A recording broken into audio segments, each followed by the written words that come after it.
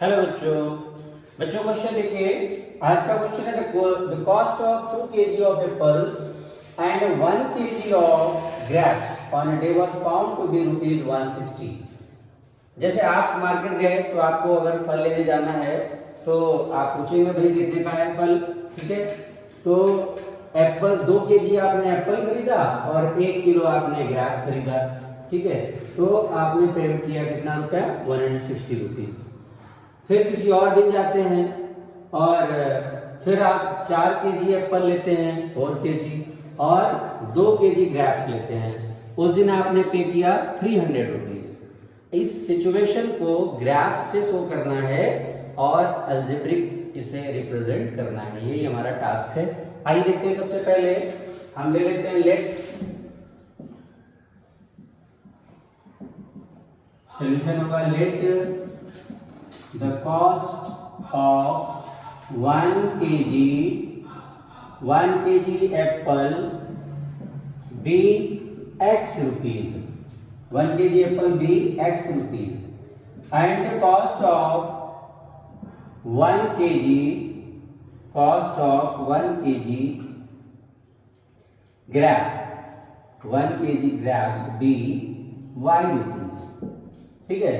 तो 1 kg x रुपए का है तो 2 kg एप्पल कितने रुपए का हुआ, 2x रुपीस का, और 1 kg का कॉस्ट है y रुपी। 1 ही किलो हमने ग्रेप लिया हुआ है तो हम क्या कर देंगे प्लस y।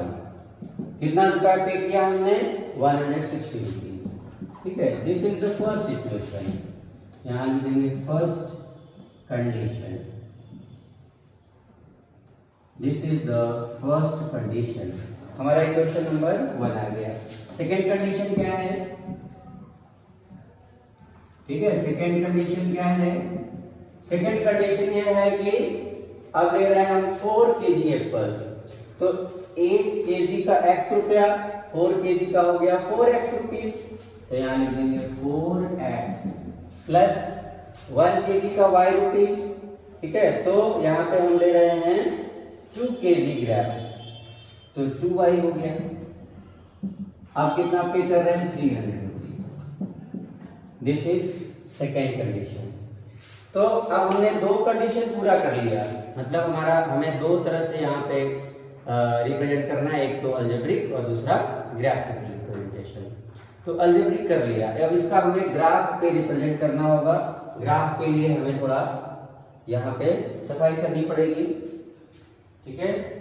तो इतना आप वीडियो पॉज करके नोट कर लीजिए और इसके आगे का काम हम लोग ग्राफ बनाने का करते हैं। कर लिया होगा आपने। आइए बढ़ते हैं हम लोग आगे।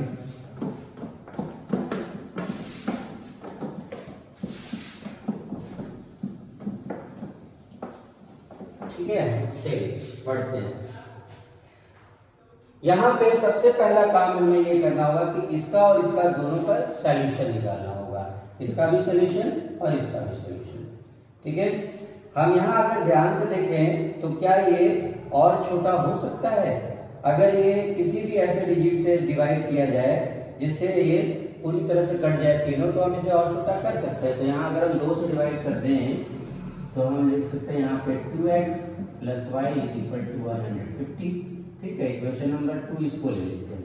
अब इन दोनों सिचुएशन को ले लेते हैं। यहाँ पे पहला है 2x plus y is equal to 160, ठीक है। तो y इज इक्वल टू क्या हो जाएगा, 160 माइनस 2x।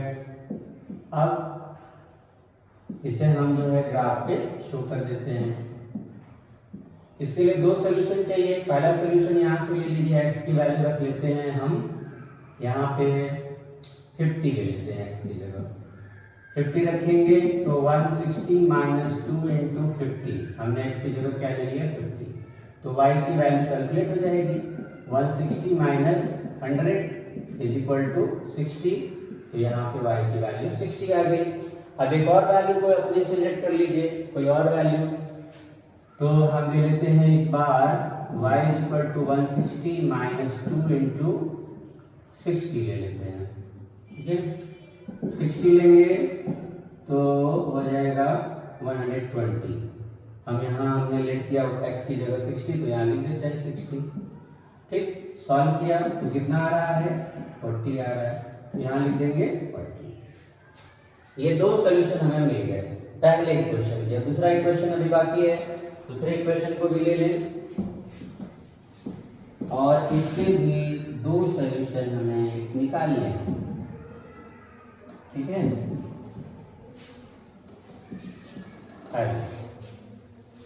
जिस तरह से यहाँ पे हमने x या y की वैल्यू अपने से लेना है और दूसरा वैल्यू कैलकुलेट कर लेना है, यहाँ भी ले लेते हैं। इक्वेशन है 2x plus y is equal to 150, तो y is equal to 150 minus 2x। चलिए रख लेते हैं यहाँ पे वैल्यू, अपने से कोई भी वैल्यू रख लीजिए। बस हमें यह ध्यान रखना चाहिए कि दोनों आसपास रहेगा तो ग्राफ पे आसानी होती है। अगर ये वैल्यू बहुत दूर दूर होगा तो हमें थोड़ा दिक्कत हो सकती है।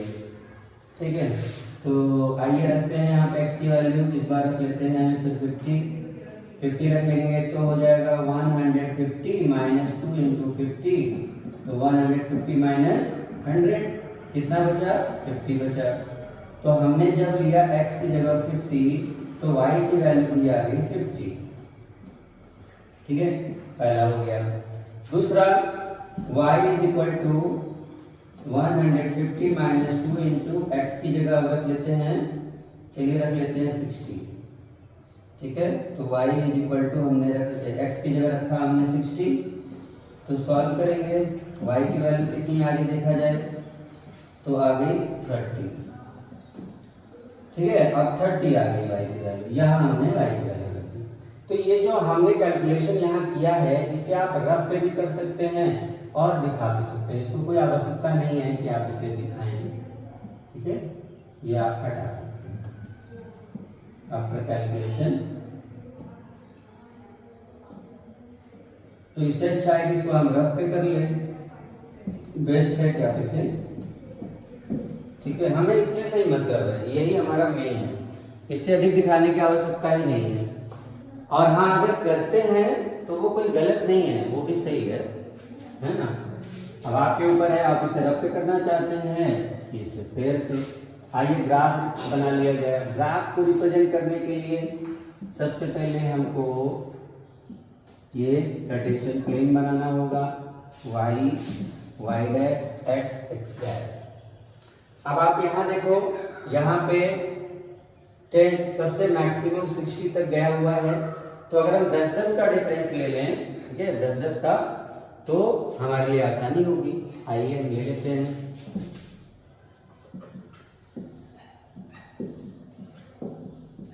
और ये 50, 60, 60 तक चले जाइए, 70 तक चले जाइए, 20, 30, 40, 50 और 60, -10, -20, -30। क्योंकि इसकी जरूरत नहीं है तो बहुत ज़्यादा दिखाने की आवश्यकता भी नहीं है। हमारा काम पॉजिटिव में है तो उधर से हो जाएगा, थोड़ा सा आप उधर आ जाइए, 3, 4, 5 तक चले जाइए। ठीक है, अब आइए देखते हैं, हमें x पे 50 चाहिए, ये x एक्सिस है, 50 कहाँ है यहाँ पे, ये मिला, और y पे 60 चाहिए, ये मिला। दोनों को आप प्रोड्यूस कर दीजिए, 50 ये आ रहा है ऊपर, ये 60, दोनों को पॉइंट आउट कर दिया। फिर 60 चाहिए x पे, 60 ये है, y पे 40 चाहिए, 40 ये है, दोनों को पॉइंट आउट कर दिया और दोनों को इस तरह से मिलाते हुए ऐसा ग्राफ हमको बनाना है। बस इस पे आपको इक्वेशन लिख दीजिए कि ये किस ग्राफ का है। ये है 2x plus y is equal to 160 का ग्राफ हमारा रेडी हो गया।